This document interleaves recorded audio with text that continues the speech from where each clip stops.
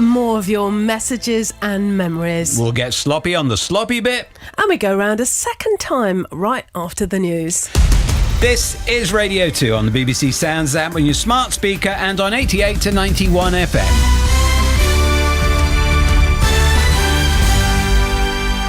BBC News at 9 o'clock. This is Nikki Cardwell. The Business Secretary has promised families more help is on the way to deal with the rising cost of living.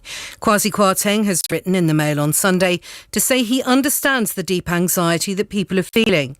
The latest forecast from the industry analyst Auxilione suggests that average annual household energy bills could hit £6,000 in April.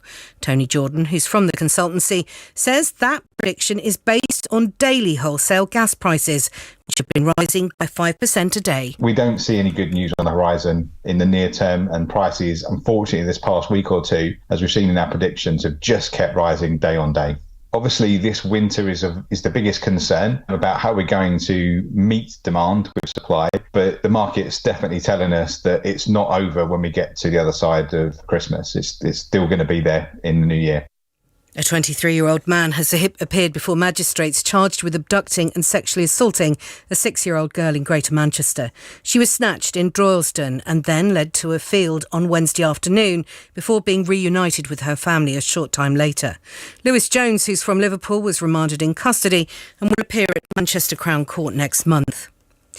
Officials in Moscow say a Ukrainian drone has been shot down above the headquarters of the Black Sea Fleet in Crimea. It follows a string of attacks on Russian forces and installations in the Annexed Peninsula this month.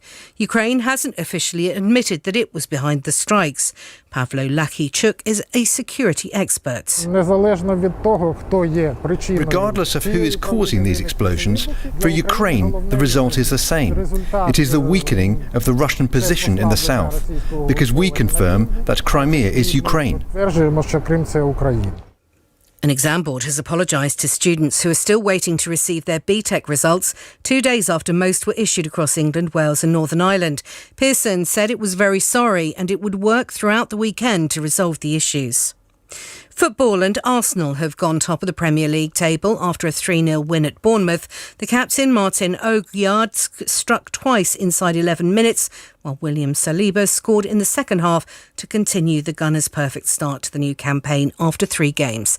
Their manager, Mikel Arteta, says they were prepared for a challenging match. We expected a very difficult game from the beginning, the way they came out against Aston Villa here in the first game. They were really dominant, really aggressive. We wanted to avoid that type of game. We imposed ourselves in the game. We were really efficient in ball possession. We were really efficient in the box when we scored the 2 goals.